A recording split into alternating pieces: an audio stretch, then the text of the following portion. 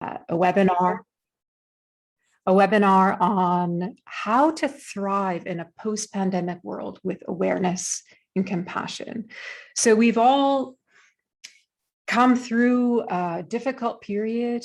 A lot has changed in the world. A lot has changed in the way we work.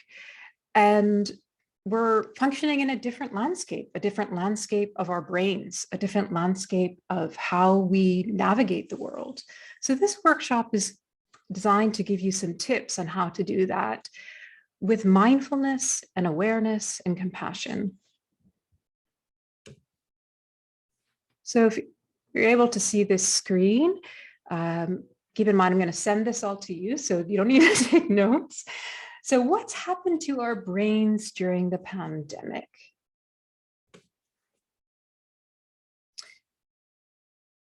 So the evidence is emerging. It's too soon to see rigorous peer-reviewed research that documents the long-term effects of what this pandemic has done to our brains. But based on past research on trauma, stress, and inactivity, there's been a lot of inactivity and boredom and staying at home in the past couple of years. So cognitive scientists, neuroscientists can make predictions on how this pandemic as a whole has affected our brains. So here's a quote from a neuroscientist based out of UC Irvine. Based on everything we know about the brain, two of the things that are really good for it are physical activity and novelty. And a thing that's very bad for it is chronic and perpetual stress. So we know that that's a fact. We know that physical activity and novelty are great for your brain networks, but stress, especially chronic and perpetual stress, is not good. So let's think about the pandemic and novelty and physical activity. Travel is an example of novelty, physical exploration, meeting new people, play, variety in your environment, going to live shows. So depending on where you live, if you're based in Toronto, like me, there's been limited travel. It's just now opening up. We haven't been to live shows. A lot of us are working from home. We've been bored. Our circles have been tight, and there's been little playfulness in our lives.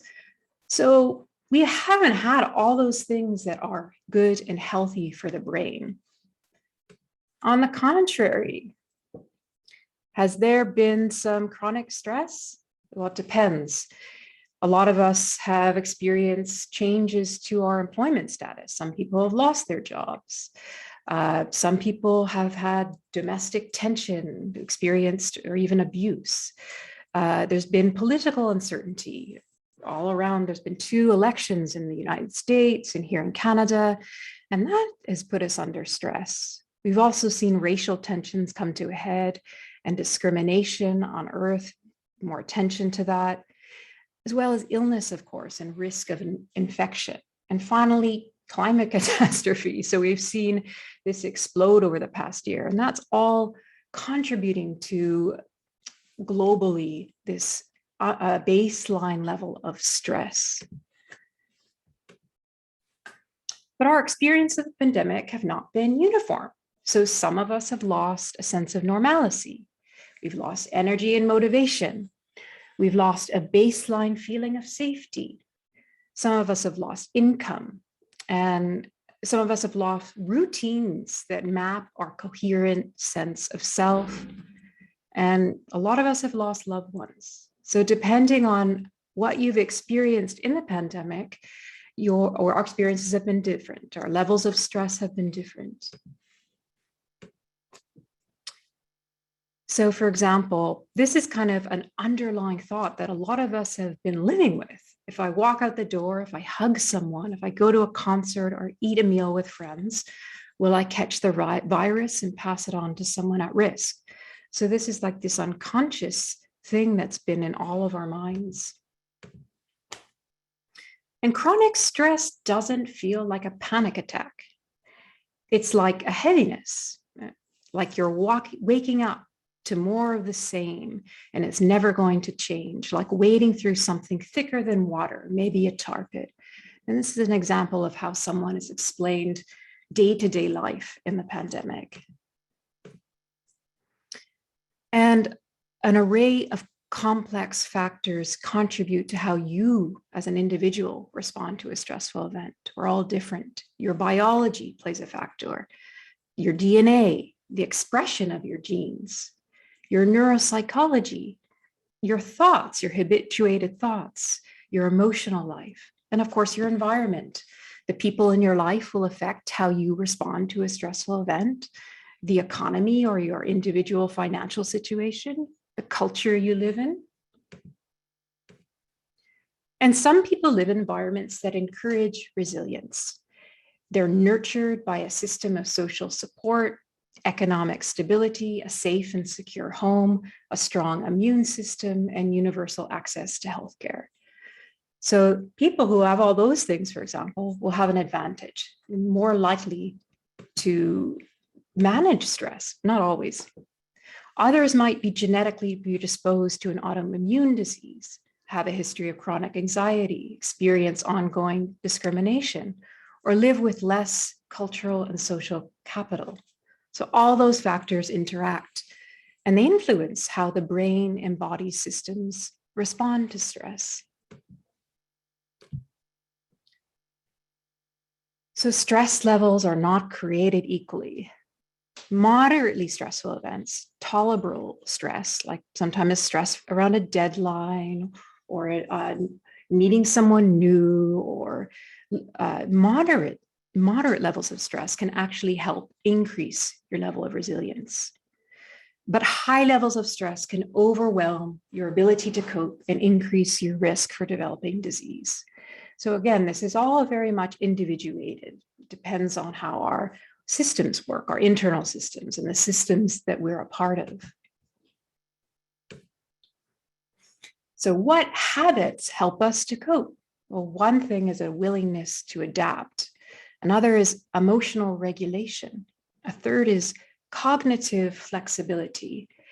A fourth is healthy self-esteem. And a fifth is positive relationships. But what habits help keep us from coping? So negative rumination. So you can actually have positive rumination. You can reflect on events in a positive and constructive way. But negative rumination is when you repeat worries and anxieties and regrets. And that can actually affect how the brain is functioning, affect the networks of the brain, and make the brain less resilient. They've also noticed that emotional suppression keeps us from coping. So obviously, we're all going to have some emotional suppression when we're driving a car, let's say, or operating machinery. We won't want to, express all of the emotions that might be there. But ongoing suppression of how we feel can lead the brain to use up cognitive resources, meaning we won't be as resilient as we can be. Another thing that is sort of the opposite of cognitive flexibility, which helps us to cope, are defensive beliefs. So if you're someone is really rigid in how they see the world, that can limit the cognitive flexibility needed for resilience. Low self-esteem is another thing. The studies of the brain have shown that low self-esteem can inhibit your ability to hope and to think positive things about the future. It increases often negative rumination, and that can inhibit our ability to cope. And last, toxic relationships. So if you've ever been in an abusive relationship or a difficult relationship, that's going to affect how your brain is communicating with other people, how you feel about yourself, and that's going to inhibit your ability to stay resilient and to cope. Okay, so how do awareness and compassion play into all of this? How can those skills, developing and enhancing those skills, really improve your ability to stay resilient and to cope and to emerge from this pandemic in a hopeful and positive way. Let's talk about awareness, first of all. So what do we mean by awareness? Awareness, as a definition, is the state of being conscious of something. More specifically, it's the ability to directly know and perceive, to feel, or to be cognizant of events. And one researcher, you may know Dan Siegel, he's done a lot of research on awareness, likes to sort of graphically show awareness as a wheel. So let's look at how he maps out awareness. And this is a very simplistic diagram I find helpful. The wheel of awareness. So at the hub of awareness is a huge thing, but at the hub is pure awareness. And where we direct attention navigates where our awareness flows. So for example, if you have, for example, you hear a loud sound, your awareness, your attention is going to go to that loud sound. And your awareness will likely be absorbed in that sound. In the same way, if you are eating ice cream and you taste some delicious ice cream, your awareness and attention will likely be on the ice cream. Not always. If you have a busy mind and you're distracted, you might not appreciate and feel pleasure in tasting the ice cream. But if you direct your attention to the sense of taste, then your awareness is going to be flourishing in that taste. So the five senses, of course: hearing, taste, smell, sight. These are all things that you can direct your attention to. And actually, as we'll see in mindfulness practice, one strategy is to direct your awareness through your attention to specific senses. And that hones your ability to be aware of your awareness, be aware of where your attention is going. And we're going to see how that's beneficial for your brain. It helps with cognitive flexibility. It helps with attention more generally. Another thing where you can direct your awareness is bodily sensations, or some people call it interoception. So what is happening inside the body? Are you feeling soreness? Are you feeling tightness? Are you feeling tension? Are you feeling freedom? All of those are things that you can pay attention to. And if you do any movement practice, mindful movement, qigong, or yoga, you know that part of that practice is drawing your attention to small bodily sensations.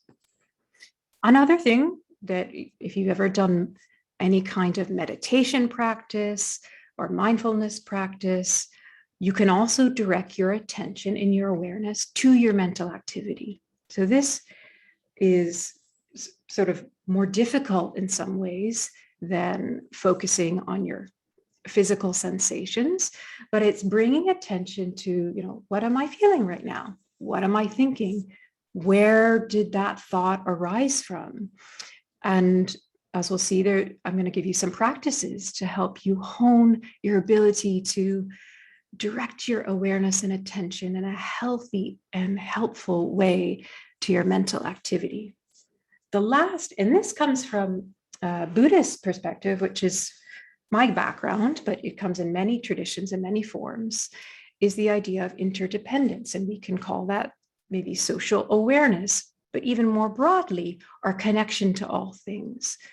So in the traditional sort of Buddhist practice of mindfulness, mindfulness actually means remembering. So some scholars like to think of mindfulness as remembering that we're connected to everything. So those are sort of 5 parts of the wheel of awareness. And that's, again, Dan Siegel. I'll cite him in the documents that I send you. Okay, so how can you refine your awareness? So you may even already have practices. Some of you might already be practicing mindfulness or doing exercises like walking mindfully or cooking in a way like slow cooking is one way that some people develop and refine their awareness. But simply put, the way you refine and expand and hone and develop your awareness is through practice. And it's through choosing practices. So just as you learn to ride a bicycle through practice, you develop your skills of awareness through practice. So sometimes when people first start mindfulness practice or meditation, they're going to wobble a little bit. They're going to wonder if they're doing it right. It's going to feel awkward. It's actually good to notice that, to tolerate the awkwardness. No one is perfect. But one thing you can do is start by noticing what you direct your attention to. So just being aware of your awareness. So I want to pause right now. And I want to give you 1 minute to notice where your attention is directed to. So that's a very simple task. So for example, right now I can be aware that there's a light from the computer shining on me. And then my attention goes to the sound of the street outside. And then my attention is drawn to my breath. Where is your attention? How is it shifting right now?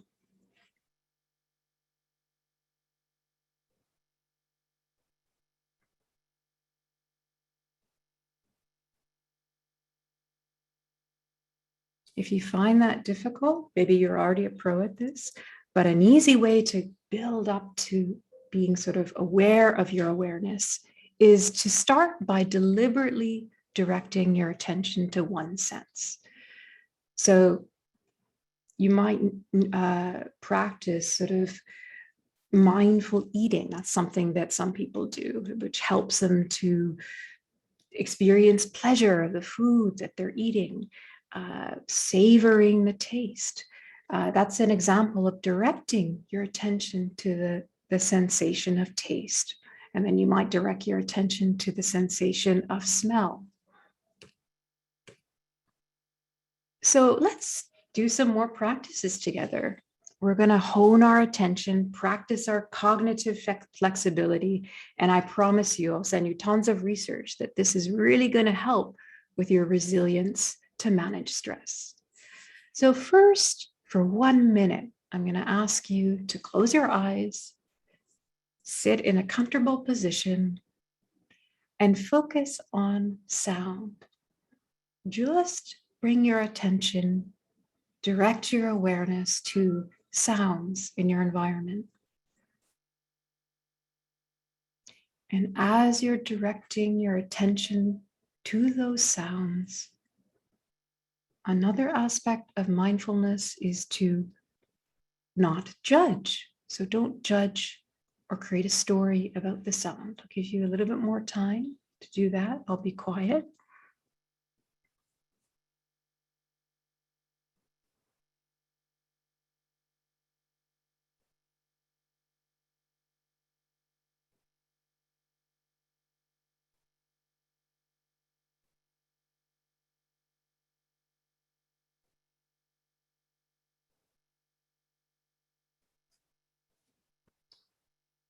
And then next, let's focus on breathing. So you might be trained already in this if you've done any meditation. So focus your attention now only to your breathing. Don't try to take deep breaths or short breaths or regulate the breath. Practice simply bringing your attention to the breath without any judgment.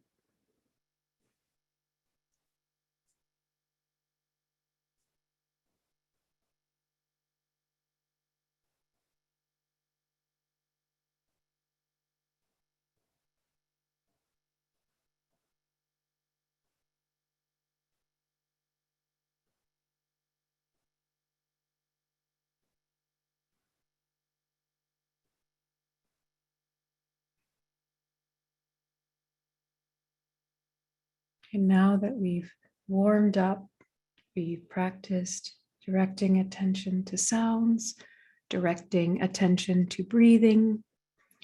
Let's focus on just being aware that you're aware. Just be open in your awareness. It's called open monitoring. So just monitor your mental landscape, the sensations you experience, all with openness and non-judgment.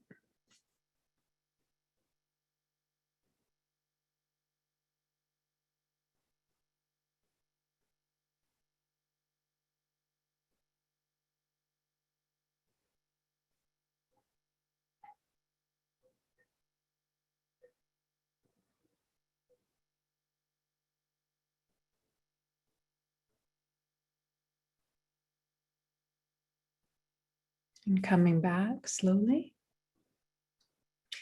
I'd love to know how that was for you. We'll have time at the end to talk to each other. But for now, we're going to try another practice.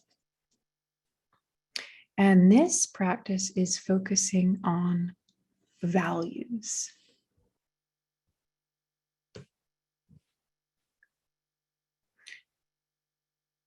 And for example, the studies of the brain have shown that when you focus on values, it regulates the brain networks. We dip into what is called the salience network. And if you take a course with me, or I can send you resources, this is the network which really helps us to empathize with other people, to feel compassion. So on the screen, there's the value of joy. But I'm going to give you a moment now that we've warmed up. And I want you to just sit in a little bit of stillness and give yourself a moment to get in touch with a value. There's another one on the screen there. Connection is an example of a value. But connect to your wise inner voice and connect to your value today in this moment.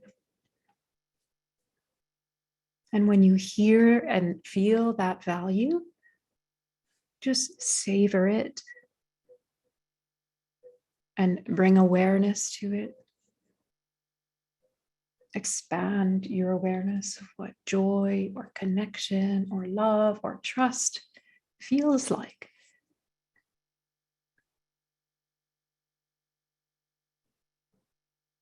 And at the end, I'd love to hear more about this practice, how it feels for you, if you have any questions.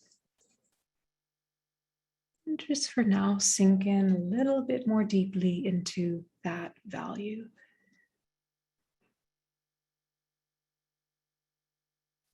Another one is safety. So this is something that a lot of people haven't felt during the pandemic. The sort of, especially people who have experienced trauma or significant loss. There is this feeling of, hey, if I go outside, am I going to be safe? So safety might be a value that you can practice sinking into. Okay, coming back, why does this help? So first of all, doing work with values, practicing awareness, it helps to balance your brain networks. So for those of you who don't know about the neuroscience, more or less, there's 3 main brain networks that help us do everyday things or help us do really difficult things. And when those networks are more balanced, when they're functioning optimally, we're going to feel better. We're going to communicate more effectively. We're going to have more empathy. We're going to have more compassion for others and for ourselves. And life is just we're going to feel more resilient through difficult times. Another way that the awareness practices help is they calm the nervous system. So I can go more into the brain science, but just that we have this short session here today, it's been shown that This helps to calm the nervous system. And that, of course, increases resilience and also develops empathy. Those are just 4 examples. There's a host of more ways that these can help, and I'll send you all the research if you want. Right. So these are some other things that these practices benefit. They enhance our ability to cope. If you remember back to the slide, these things help us to cope. So awareness practices, mindfulness practices, focusing on inner core values, they increase our willingness to adapt. So the more that you can shift consciously where your attention goes, the more you can observe what is going on in your mind. How does it move from one thought to another? Does this obviously is going to increase your willingness to adapt to situations. It's going to increase and enhance your cognitive flexibility. It also helps with emotional regulation. So the safer you feel, the more relaxed you feel, the more likely that you're going to have a stronger ability for what we call the higher processing of your brain to regulate those sort of fight, flight, and freeze reactions that help us feel, that make us feel anxious and afraid. So this also helps with self-esteem and improves relationship. There's a whole network of things that help, that these practices help with.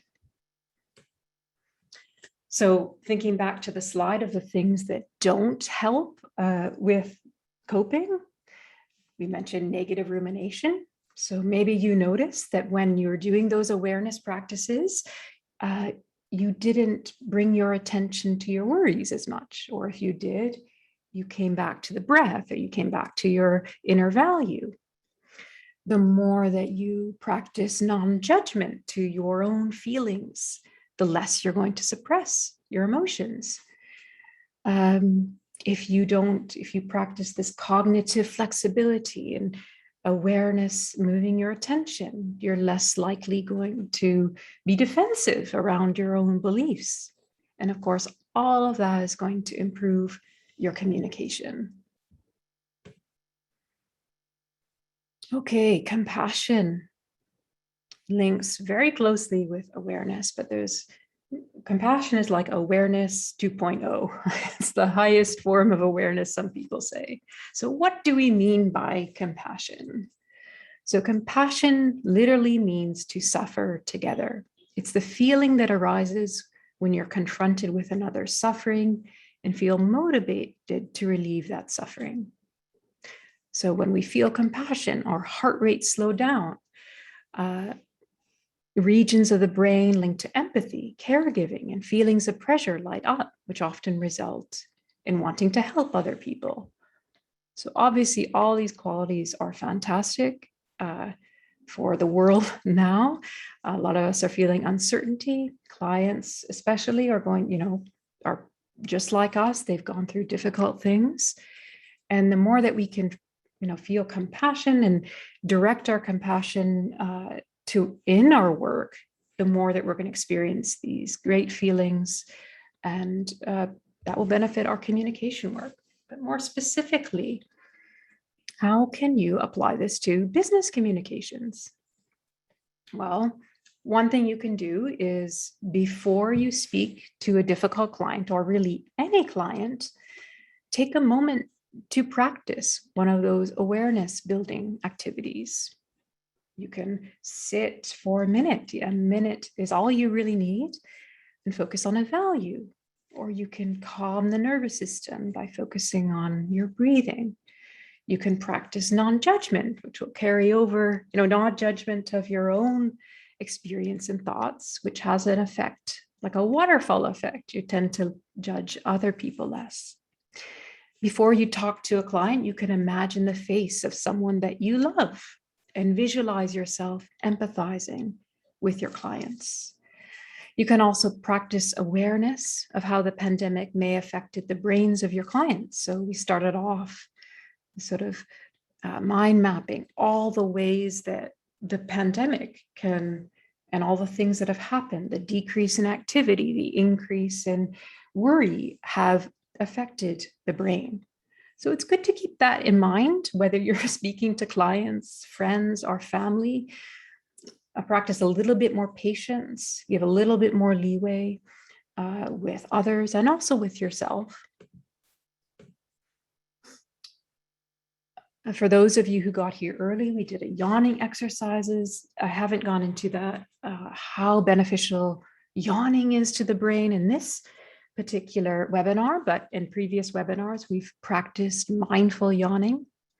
So whenever you feel overwhelmed, whenever you feel that you can't manage tasks, whenever you feel like too much is going on in your brain, take a few mindful yawns and just take note. Again, practice that awareness of how the yawn has affected your mental activity, how it's affected your physical activity. Experiment. Another thing you can do when you're working with your clients or speaking to anyone really is to break up information in chunks. So I hope that I'm speaking slowly. I'm trying to. When we're nervous, sometimes we speak quickly. And it is really difficult for people to remember more than 7 to 10 chunks of information at a time. So there's a reason why phone numbers are 7 to 10 digits long. When you're speaking to clients, break up information in small chunks. You can also focus on a value that you can anchor your attention in. And of course, practice self-compassion. Forgive yourself if you make mistakes. Nobody's perfect. And give yourself time to adjust to all the changes that have happened in our environment, in our inner landscape. Just bring also awareness to that, all the changes that have happened. And, be proud of yourself for coming through this. So that's all I got for the presentation. I want to give lots of time for questions. We can even open up the cameras and talk a little bit more about these practices, how you can integrate them into your work, how you can integrate them into communication practice, and what challenges you're having. So I don't know if I can field these questions. I don't know if the Q&A is on. If you want to type in any of your questions, although it might be more fun to actually see your faces. This is the first time I've not had all the cameras on, and I'd love to be able to see who's here on the call. So Gabby, I don't know if you can hear me, but maybe you could help me open up the video so we can have a conversation. Yes, 1 second. I think.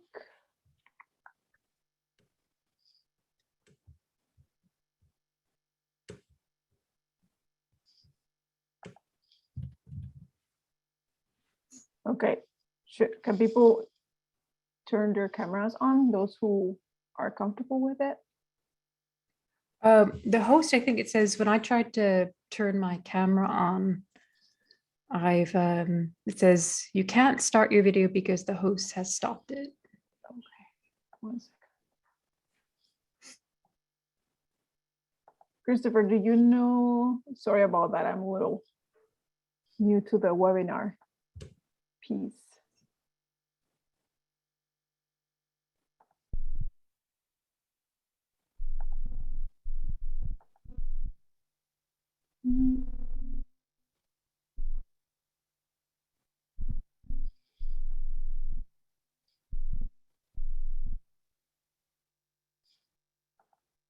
Well, actually, while we figure it out, Nancy, I do have a question about the practice of mindfulness. Is there any recommendation in terms of time that we should dedicate to these type of practices in order to see an effect, like a positive effect? Well, you'll see the positive effects immediately, but you really don't have to commit huge chunks of time. A lot of people find that it's easier to spread these activities throughout the day and a way that you can integrate them with your day.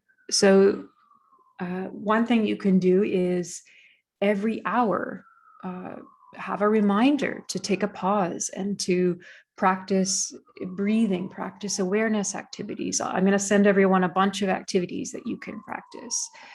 Another thing I didn't mention is how important, as we looked at the beginning, how important it is to have new ways of engaging the brain. So you don't have to do one thing all the time. I like to make like a pleasure list and have it on my near my desk, and every hour or so just take a few minutes and really mindfully do something that gives me pleasure. Well, whether it's moving around or like doing a bit of gardening or something like that. All of that is really good for the brain, and that's going to help you get through activities. It's going to help you get through the day. It's going to make your mind more efficient. It's going to make it clearer. And yeah, so you don't have to like get up in the morning like a monk and meditate for an hour. When I first started doing these practices, my teachers said, oh, you have to do it for an hour every day or you're going to lose it. But actually, the more recent research has shown that just small chunks throughout the day are just as beneficial. So do something that works with, do something that works with your day, moving through the day in a way that is easy, integrating these practices. Another thing I love to do is choose like one activity that I do repeatedly. So for example, drinking water or coffee. I drink a lot of coffee, probably too much, but doing it mindfully guarantees that I'm going to bring in those practices throughout the day. Yeah. Any other questions? I see a chat here. Yeah. Right. So your LinkedIn mentioned a course you're offering, I think, in a year. Could you share any more information on this? Right. So for those of you who are really interested in stress in the brain, or what we call trauma, a big trauma or little trauma, and how it affects people, I'm offering a course in collaboration with Mark Robert Waldman, who's a world-renowned brain researcher. And we're going to be teaching skills for coaches, for therapists, also for just anyone who works with people, how to identify trauma, how to work with people who have trauma or manage difficult experiences in your community. So that's starting in March. I'll send information along with this package of toolkit of activities that I'm going to send you. And you can have a browse. And thanks for your interest, Rob. Arlene, any specific recommendations for when you are rushing between client meetings? Right. So the most important thing for any client meeting, of course, it's great to be on time. It's important to be on time, but your mental state is going to make or break a meeting, right? So always give yourself a mindful activity. So if you find yourself that you're rushing, for example, let's say, I don't know if you're physically rushing or you're mentally rushing, do whatever you're doing slowly, mindfully. So even when you're flipping up your laptop, when you're checking your email, do bring awareness into that activity, bring mindfulness. Just be aware of yourself typing on the keys.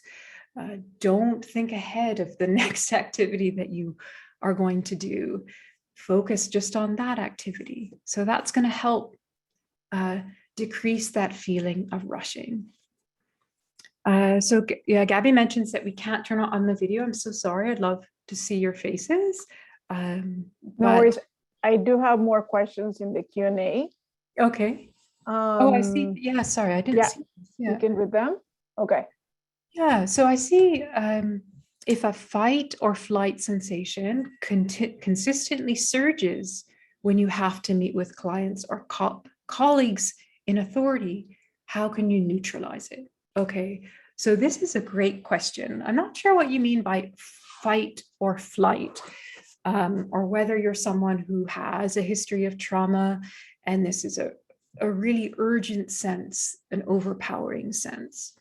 So one thing I like to recommend, I'll provide some resources or happy to do a coaching session with you, is bring some knowledge into what is happening, right? So the fight or flight reaction, not to get too much into the neural anatomy, but it happens in the what are called the more lower parts of the brain. It's actually the midbrain, but the amygdala. And these reactions happen so quickly that we can't think ourselves out of them. So that's a mistake that a lot of people make, is when I have this experience, my heart rate is going up, I feel like leaving the situation. I try to say to myself, like, don't do this, don't do this. But that doesn't always work, because although the cognitive processes and the cerebral cortex can help to dampen the effects of that reaction, it's better to work with sort of breathing practices or settling practices. So yawning, I'm going to promote yawning because it's like the most underrated, most accessible thing you can do, is just take a few mindful yawns, right? And get the body and the mind in a state where it's more relaxed.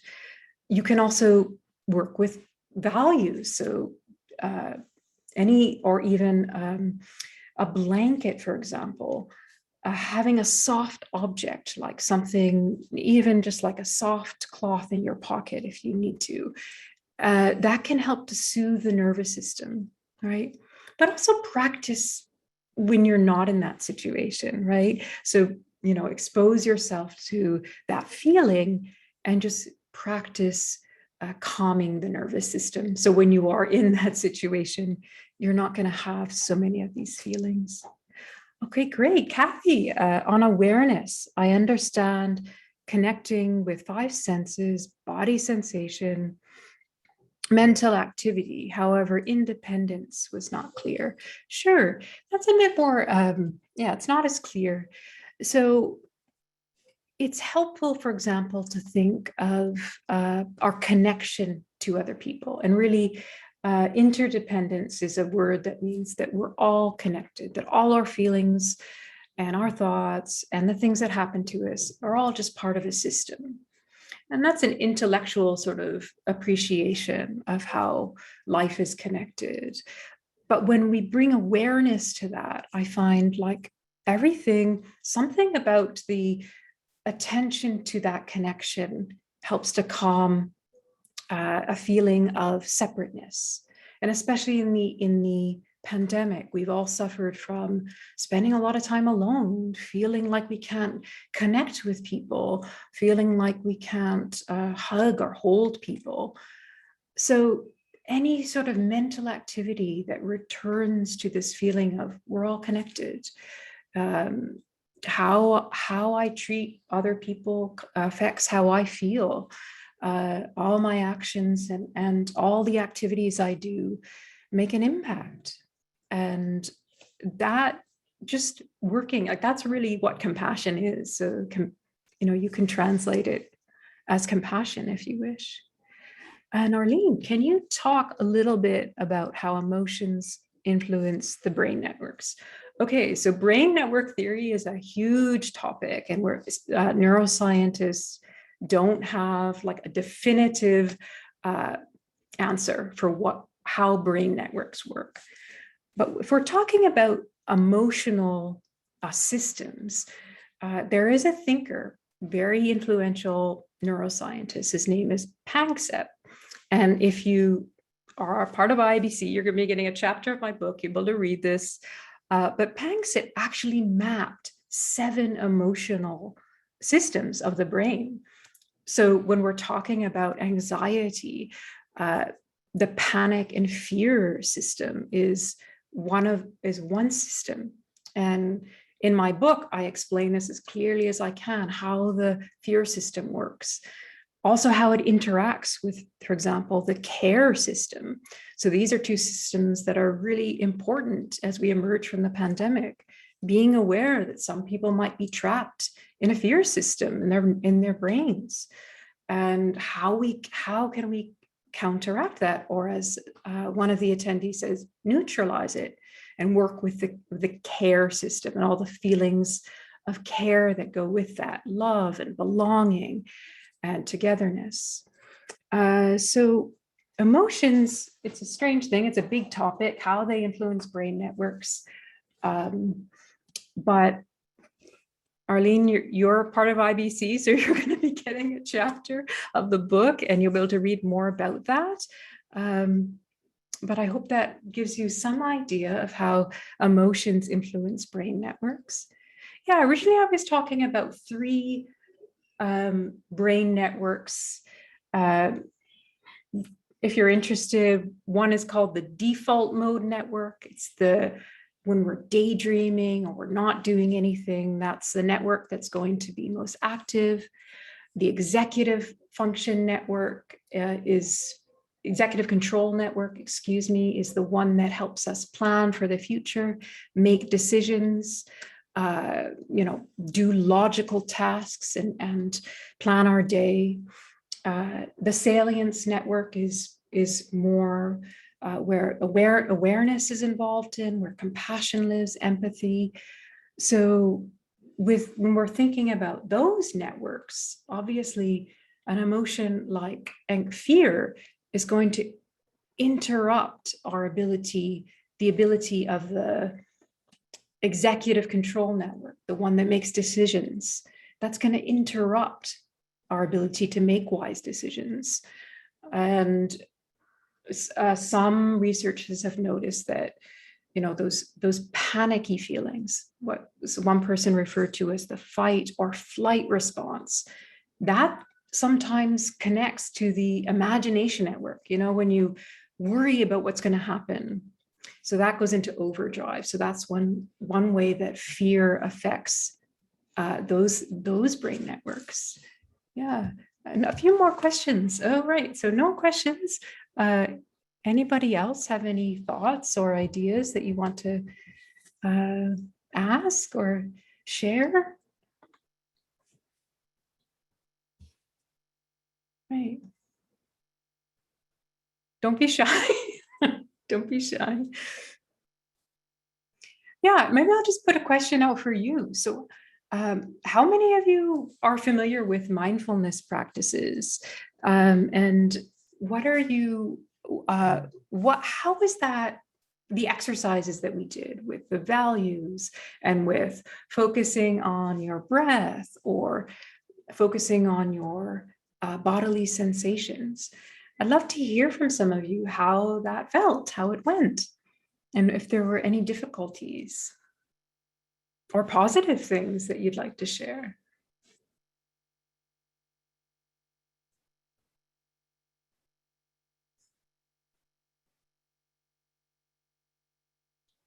Right, so one person shared that the practice of mindfulness is always calming and grounding, right? Great. In my experience, super quick. Yeah. Oh, so, Christopher, I'm somewhat familiar with mindfulness practices, but I've never been successful in implementing them on a day-to-day basis. The practices were great. Okay, so Christopher, yeah, I'm going to send lots of tools and lots of practices that are deliberately going to help you integrate these day to day. Very helpful. I'm new to this, so it was good to experience this. I always enjoy your presentations. Thank you. I'm so glad that you feel better. I always feel better when I give these presentations, and I hope that other people feel better after these practices too. Yeah. Yeah. Right. So for those of you who are IABC members, I'm going to, a lot of these topics that I couldn't delve into more deeply into in this webinar are going to be part of the first chapter of the book, actually on curiosity, which is excellent for your brain. and also can be a mindfulness practice. And those, whether you're part of IABC or not, again, I'm going to give you a toolkit. You're going to get this presentation, a lot of exercises that you can personalize. And of course, you can always meet with me one-on-one after a coaching session. All right, so another question. I was the comms manager for an award-winning inaugural mindfulness event in Barbados in 2019. Oh, wonderful. I've enhanced the daily personal self-care practices that I had at the time, which have equipped me, particularly as a Black person, to be resilient during these times. Thank you so much. I'm so happy to hear that. So that's so wonderful, Wendy. On the course that I mentioned earlier on trauma, we have a specific section on culture and context. And I'd love to talk with some of you who in the Black community, how the pandemic has been for you and what challenges you have and how mindfulness has helped you. Jovita, it's always a good reminder to focus your attention and awareness on one activity at a time. Great presentation. Thank you. Thank you so much, Jovita. Yeah. So we have 4 minutes left. Anyone who wants to share more, I'd love to hear from you. Yeah, and if anybody is interested in doing sort of a meetup or anything like that, send me a note and maybe we can do these practices together. For those of you who want to learn more about IBC, of course, go to IABC's webpage. There's so many great activities. As I said, I was the director of communications for this wonderful team, and they're doing so many amazing things for the community. So join up for the IABC and check out the Buzz, which is just come out, and there's so many great tips for communicators. Oh, thank you, Priya. I'd love to have you. Oh, great. That's such a wonderful invitation, Priya. I'd love to speak to your community. And Gabby, can you open the mic for Arlene, our wonderful chair? Yes. Thank you. Is my mic open? Can you hear me now? Loud and clear. Thank you. Okay, wonderful. I know we only have 5 minutes left on the clock, so I just wanted to jump in and say, Nancy, thank you so much for this mindfulness or this mindful moment in our day. And you have really emphasized how an awareness practice helps us to create more balance and actually to give better benefit to our clients and ultimately to ourselves. You know, I'm already grateful that a meeting I was supposed to have with a client didn't happen today because it gives me a chance to practice some mindfulness before we start. Oh, awesome. What might be a slightly challenging conversation. But beyond that, I wanted to say huge thanks to you, our PIC exec programming directors, Gabby Moreno and Christopher Trotman, for working together with Nancy to have our first professional development event in the 2021 to 2022 season. I'd also like to say special welcome to members of Toronto chapter board who joined, Mandy, our ever-present president, and Jovita also popping in. Our mission this year is to continue creating value for you, our PIC members. You know, the theme is emerging, because we're all emerging in some shape or form from the last 18 plus months, and we want to emerge successfully as well as mindfully. We have an upcoming social on December 14, please remember. And we're taking all of the various comments that we've been hearing from you, our PIC members, on board. We have a newly created marketing and sponsorship director role filled by Brent Artemchuk, and he's working closely with Maureen Hossein, who is our director of membership. So please continue to read the Buzz. Nancy just mentioned it. That's our newsletter, always full of great advice and tips and resources. And check out our social media channels. Our brilliant team, Sue Horner and Austin Fisher, both our comms directors, are doing a fabulous job to help keep you engaged and provide the kind of resources to help you thrive, both personally and professionally. for me, I have to say this was absolutely wonderful. I took a whole page of notes to add to my whole practice of mindfulness, which has gotten me through the last 18 plus months and which I know will help me to continue into the new year. So thank you again, Nancy, and thank you very much for everyone who made it out to the event. I'm going to hand it back over to Gabby and Chris to do the official close and thanks. So thank you, everyone. Thank you, Arlene. Yes, thank you, Nancy, so much. I also took many notes. I've been into mindfulness practices for a while now, but it's always nice to learn about how to apply it to work and managing clients. So thank you so much. And yeah, I think that's it for today. Thank you, everybody, for attending, and hope to see you soon in the next event. Thank you, everybody. Thank you so much for attending. Great to see you all. Bye-bye. Thank you. Bye-bye.